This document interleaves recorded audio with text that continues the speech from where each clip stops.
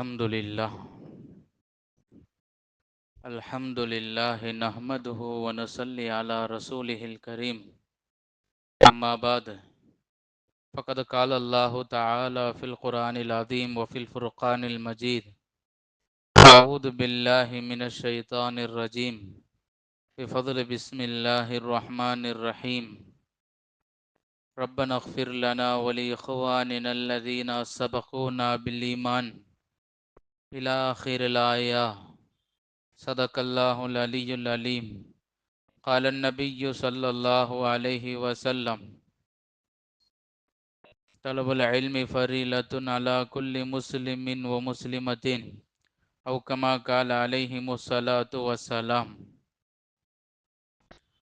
அகில உலகத்தை படைத்து பரிபாலித்து கொண்டிருக்கிற ஏக வல்லோன் அந்த ரப்புல் ஆலமீன் அல்லாஹ் ஜல்ல ஷானஹு தஆலாவுக்கு எல்லா புகழும் உரித்தாகட்டுமாகுக. அல்லாஹ்வின் சாந்தியும் சமாதானமும் கண்மணி நாயகம் ரசூல் கரீம் ஸல்லல்லாஹு அலைஹி வஸல்லம் அவர்களின் மீதும் அவர்களுடைய அடிச்சுவடுகளை அப்படியே பின்பற்றிய சத்திய சஹாபாக்களின் மீதும் தாபியின்கள் தபா தாபியின்கள் இமாம்கள் அவுலியாக்கள் நல்லோர்கள் சுஹதாக்கள் சாலிஹீன்கள் இந்த மஜ்லிஸில் அமர்ந்திருக்கக்கூடிய இன்னும் வர இருக்கக்கூடிய நம் அனைவர்களின் மீதும் அல்லாஹ்வின் சாந்தியும் சமாதானமும் என்றும் என்றென்றும் நின்று நிலவட்டுமாகுக. ஆமீன். கண்ணியத்திற்கும் பெருமதிப்பிற்கும் உண்டான பெரியோர்களே, சகோதரர்களே, ஆரம்பமாக இஸ்லாத்தின் காணிக்கையான சலாத்தினை தெரிவித்துக் கொள்ளுகிறேன். அஸ்ஸலாமு அலைக்கும் வரஹ்மத்துல்லாஹி வபரகாத்துஹு. அல்லாஹ்வுடைய பெரும் கிருபையினால் ஷாபானின் 2வது ஜும்மாவை தொட்டு நாம் இங்கே அமர்ந்திருக்கிறோம். அல்லாஹ் இதை கபூல் செய்வானாக. என்னென்ன நலவுகளை எல்லாம் இந்த மாதத்தில் ரப்பு வைத்திருக்கிறானோ அத்தனை நலவுகளையும் அடைய அல்லாஹ் நமக்கெல்லாம் தௌஃபீக் செய்வானாக. யாரையெல்லாம் எந்த மூமீன்களை அல்லாஹ் மன்னிக்கிறேன் என்றானோ அந்த மூமீன்களின் பட்டியலில் அல்லாஹ் நம்மவர்களையும் நம்மளுடைய மூதாதையர்களையும் பெற்றோர்களையும் அல்லாஹ் கபூல் செய்வானாக. கண்ணியமானவர்களே, ரப்புல் ஆலமீன் அல்லாஹ் ஜல்ல ஷானஹு தஆலா தன்னுடைய திருமறையில் ஒரு வசனத்தில் அல்லாஹ் பேசுவான். ரப்பனா இக்ஃபிர் லனா வலி இக்வானினா அல்லதீனா சபகூனா பில் ஈமான். நல்லவர்கள் எப்படி துஆ செய்வார்கள் என்று அல்லாஹ்வே கற்றுக் கொடுக்கிறான். நல்லவர்கள் எப்படி துஆ செய்வார்கள் என்று அல்லாஹ் குர்ஆனிலே பேசுவான். ரப்பனா இக்ஃபிர் லனா, யா அல்லாஹ் எங்களுடைய பாவங்களை மன்னிப்பாயாக. நல்லவங்க இப்படித்தான் துஆ செய்வாங்க அல்லாஹ் சொல்லி காமிக்கிறான். ரப்பனா இக்ஃபிர் லனா, யா அல்லாஹ் எங்களுடைய பாவங்களையும் மன்னிப்பாயாக. வலி இக்வானின் அல்லதீனா சபகூனா பில் ஈமான், எங்களுக்கு முன்னால் யாரெல்லாம் ஈமான்தாரிகள் உன்னிடத்தில் வந்து சேர்ந்து விட்டார்களோ யா அல்லாஹ் அவர்களுடைய பாவங்களையும் மன்னிப்பாயாக என்று இப்படி நல்லவர்கள் துஆ செய்வார்கள் என்று ரப்புல் ஆலமீன் அல்லாஹ் ஜல்ல ஷானஹு தஆலா கூறுகிறான். இப்படி துஆ செய்கிற பழக்கத்தை அல்லாஹ் நமக்கு தௌஃபீக் செய்வானாக. ரப்பனா இக்ஃபிர் லனா சொல்லுங்க.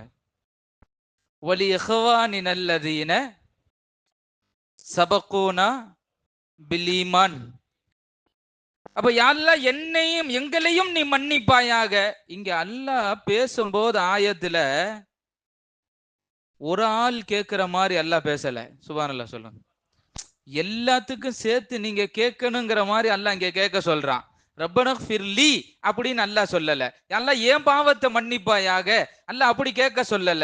ரப்பனா இக்ஃபிர் லனா, யா அல்லாஹ் எங்களுடைய எல்லாத்தினுடைய பாவத்தையும் நீ மன்னிப்பாயாக.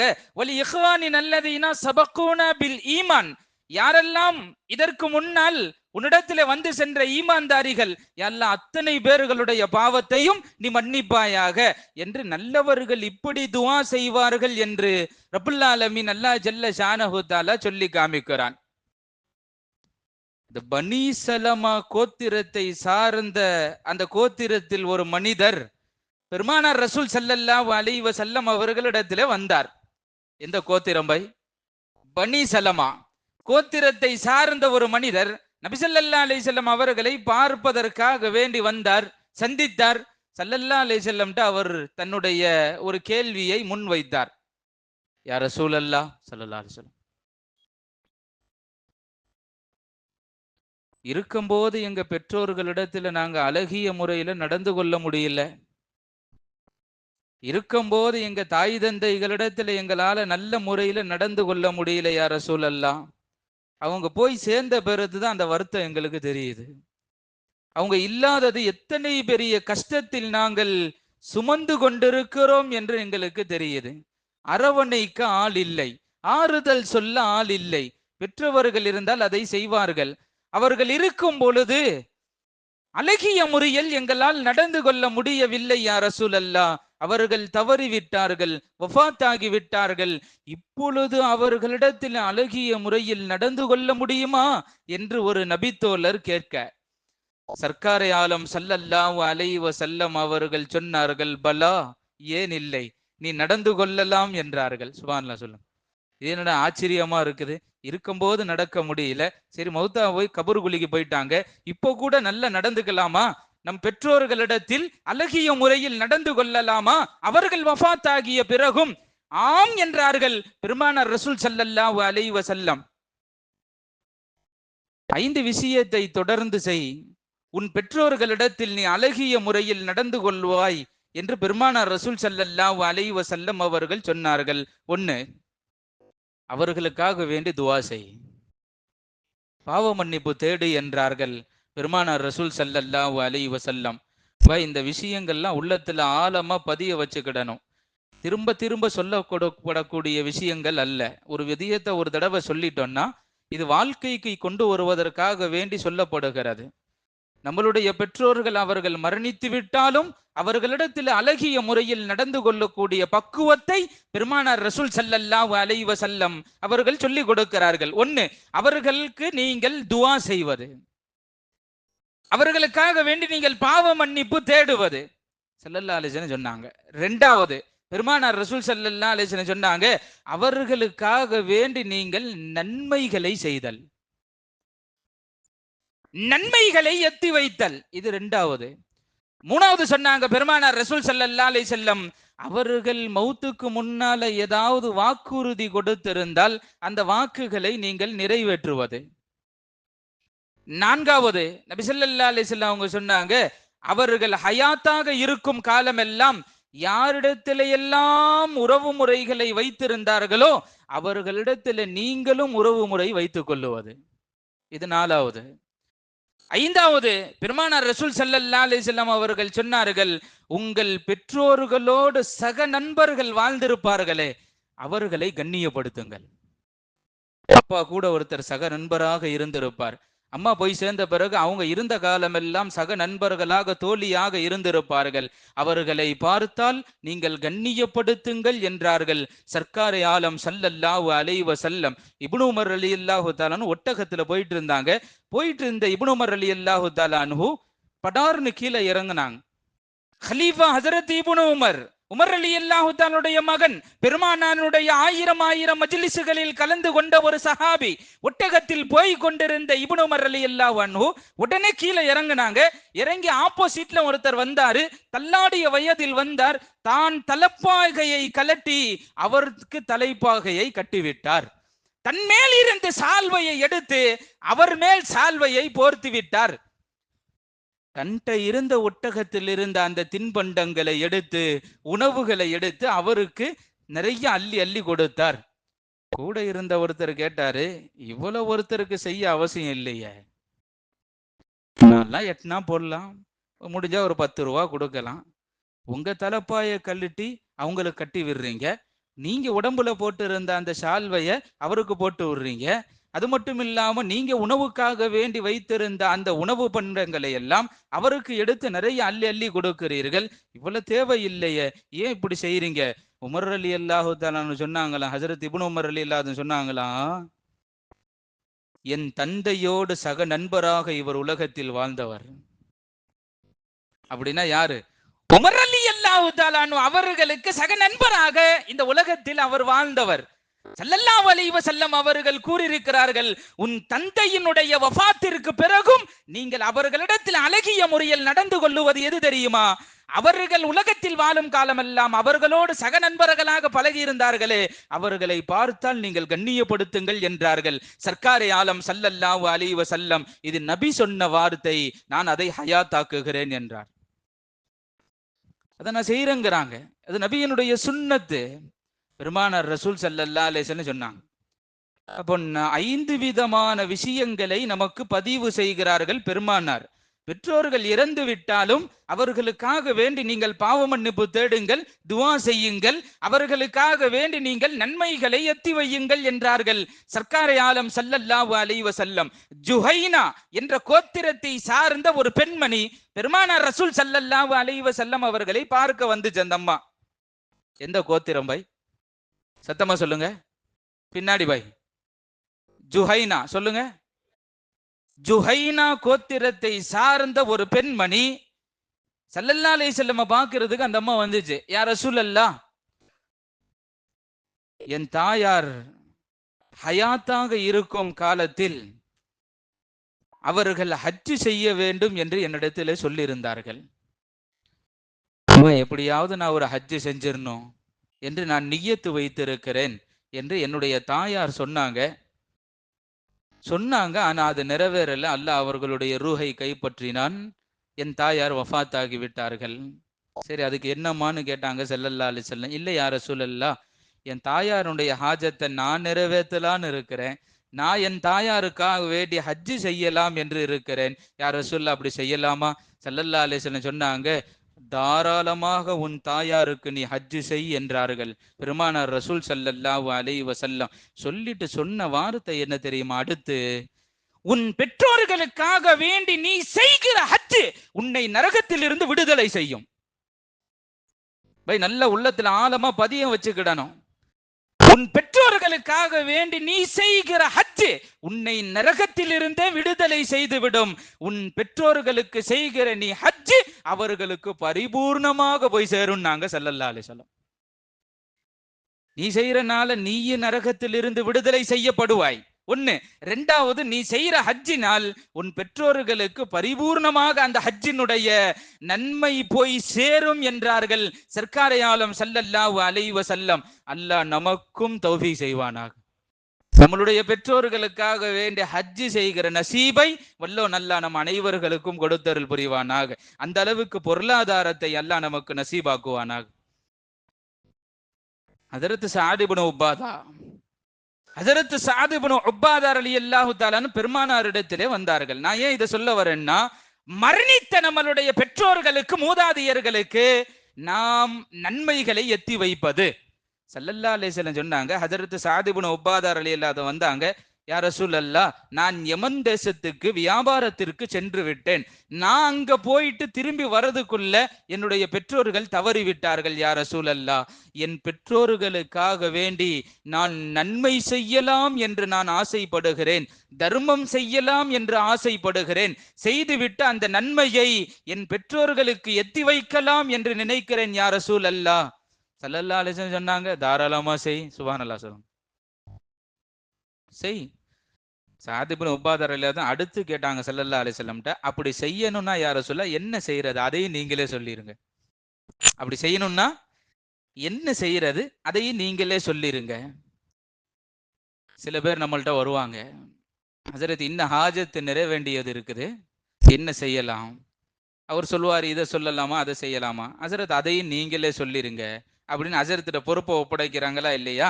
சஹாபாக்கள் பெருமானாரிடத்திலே பொறுப்பை ஒப்படைக்கிறார். ஹஜரத் ஸஅத் இப்னு உபாதா, யா ரசூலல்லாஹ், அதையும் நீங்களே செஞ்சிருங்க, சொல்லிருங்க. ஸல்லல்லாஹு அலைஹி வஸல்லம் சொன்னாங்க, தர்மத்திலேயே ஆக சிறந்தது எது தெரியுமா? அடுத்தவர்களுடைய தாகத்தை தணிப்பது என்றார்கள். அல்லாஹ் நமக்கெல்லாம் தௌஃபீக் செய்வானாக. தாகத்தை தணிப்பது இருக்கிறது, அது சாதாரணமான அமல் அல்ல. அதனால தான் இன்னும் ஹரம்லையும் சரி மதினாவிலையும் சரி வந்து அமர்ந்திருக்கிற ஹாஜிகளுக்கு சுத்தி கொண்டே இருப்பார்கள். தண்ணி வேணுமான்னு கேட்டுக்கிட்டே இருப்பாங்க, தண்ணி வேணுமான்னு கேட்டுக்கிட்டே இருப்பாங்க. இன்னும் நிறைய வட மாநிலங்களில் உள்ள பள்ளிவாசல்களில் போய் பார்க்கலாம், ஒருத்தர் ஜக்கும் அந்த கிளாஸோட திரிவார். பள்ளிவாசல்ல வரவங்களுக்கு போய் தண்ணி வேணுமா அப்படின்னு சொல்லிட்டு டிஸ்டர்ப் இல்லாம கேட்டுட்டு வருவார். தண்ணி இருந்தா அவங்க தண்ணி கேட்பாங்க, கொடுப்பாங்க. இன்னும் நடக்கிறது. ஏன்னா அது சாதாரணமான அமல் அல்ல. சர்க்காரை ஆலம் ஸல்லல்லாஹு அலைஹி வஸல்லம் அவங்க சொன்னாங்க, அவர்களுடைய தாகத்தை தணிப்பது தர்மத்தில் ஆக சிறந்தது யா சாத் என்று பெருமானார் ரசூல் ஸல்லல்லாஹு அலைஹி வஸல்லம் அவங்க சொன்னாங்க. அதனால போய் தயவு செய்து இந்த நோன்பு காலங்களில் இன்ஷா அல்லாஹ் நம்ம எல்லாம் நோன்பை அடைய இருக்கிறோம். இன்ஷா அல்லாஹ் சொல்லுங்க. புனித மிக்க ரமலான் நம்மளை நெருங்கி கொண்டு இருக்கிறது. நன்மைகளை கொள்ளையடிக்கக்கூடிய மாதம் நம்மளை நெருங்கி கொண்டு இருக்கிறது. ஒரு பக்கம் ரமலான் வந்தா ஒரு விதமான பயம், இன்னொரு பக்கம் ஒரு சந்தோஷம். பயம் என்னன்னா நோம்பா புக்கியர் என்னன்னா பசியா இருக்கணுமே அப்படிங்கிற ஒரு பயம். ஒரு 2 நோன்பு ஓடிடுச்சுன்னா அப்புறம் லேசாயிரும். அல்லாஹ் நம்மளை இலகுவாக்கி தருவானாக. கிளைமேட்டை நமக்கு தோதுவாக அல்லாஹ் ஆக்கி கொடுப்பானாக. ஏன்னா எல்லாம் பயப்படுறது அதுக்குதான் இந்த ஆமீன். அல்லாஹ் கபூல் செய்வானாக.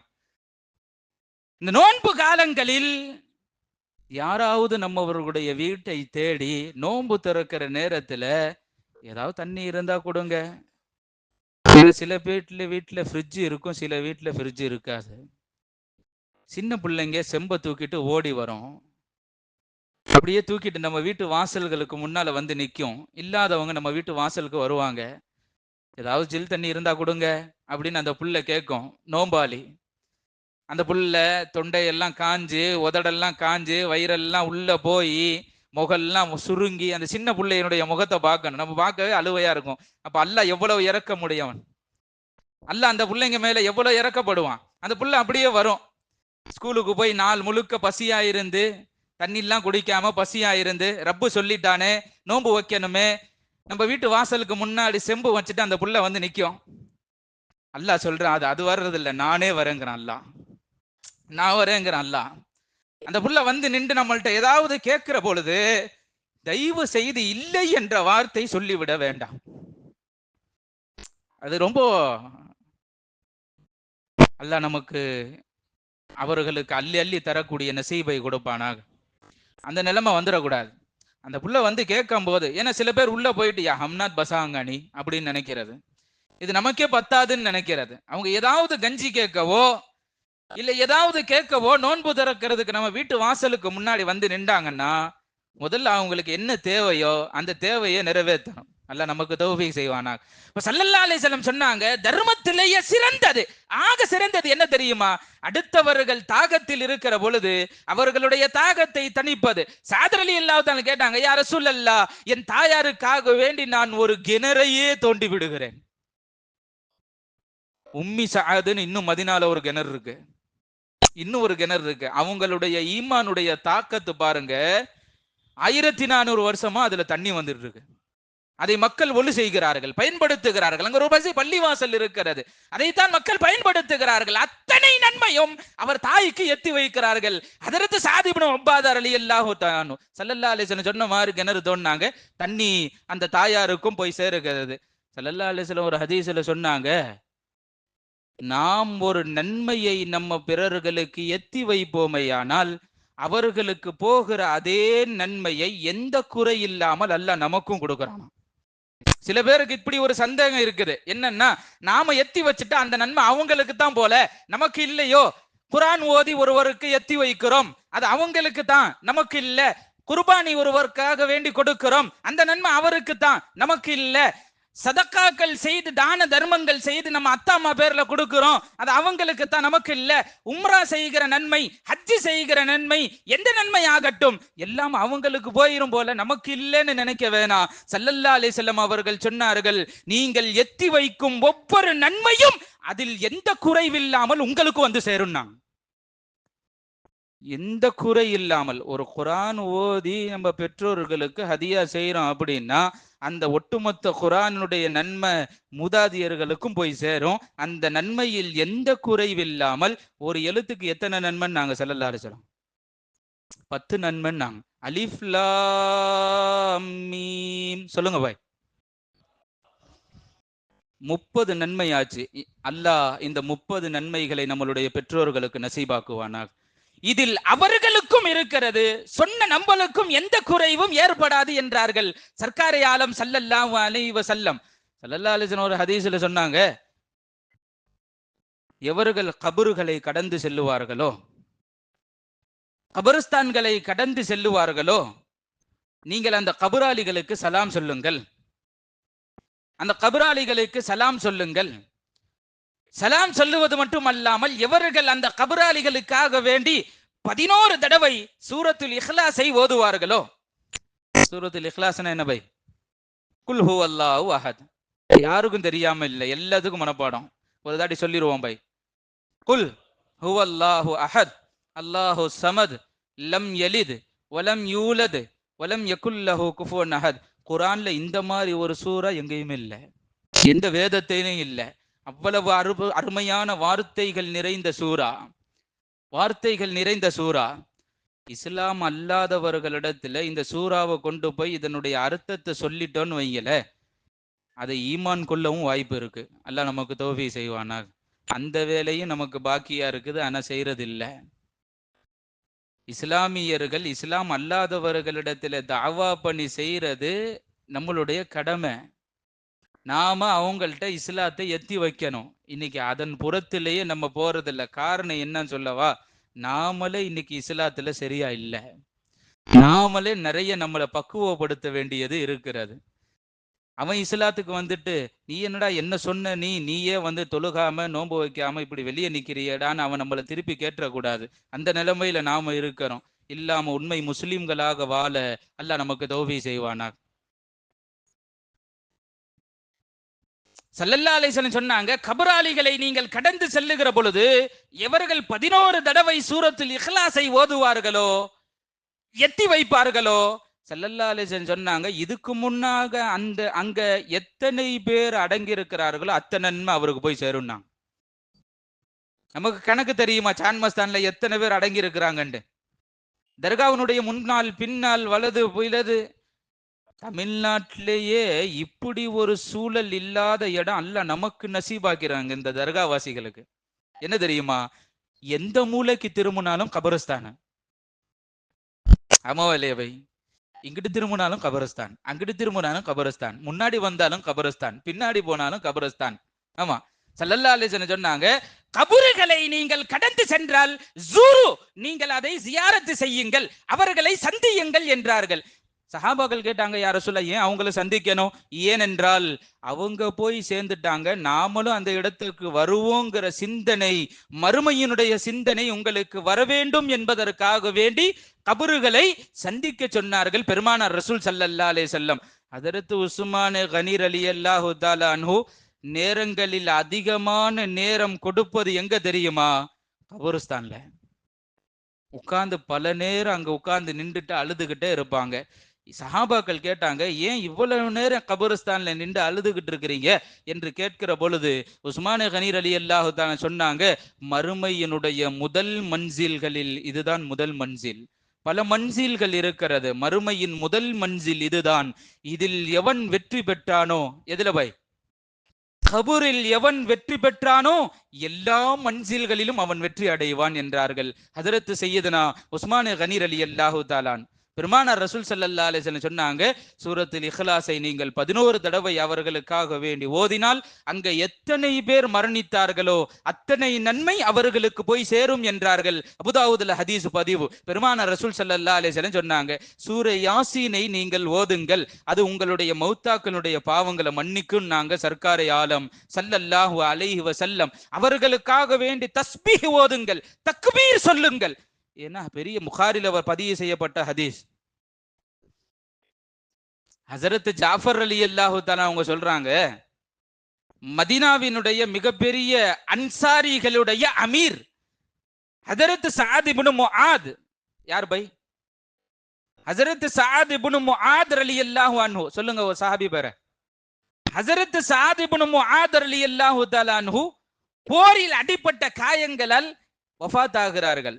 ஹஜரத் சஅத் இப்னு முஆத் நாங்கெல்லாம் அவரை கொண்டு போய் ஸல்லல்லாஹு அலைஹி வஸல்லமும் நாங்களும் அவர்களை அடக்கம் பண்ணோம். ஸல்லல்லாஹு அலைஹி வஸல்லமே அவர்களை குழியில் இறக்கினார்கள். அவர்களுக்காக வேண்டி துவாவும் செய்தார்கள். ஜாஃபர் ரலியல்லாஹு சொன்னாங்க, நாங்க அவருடைய ஜனாசாவை தூக்கிட்டு போகும்போது ஸல்லல்லாஹு அலைஹி வஸல்லம் கட்ட விரலை ஊனி ஊனி நடந்து போனாங்களாம். கட்ட விரலை ஊனி ஊனி போனாங்க. நாங்க கேட்டோம், யார் ரசூலுல்லாஹ் ஏன் இப்படி நடக்கிறீங்க? இல்ல, மலக்குமார்களுடைய நெரிசல் என்னை நெருக்கிறது.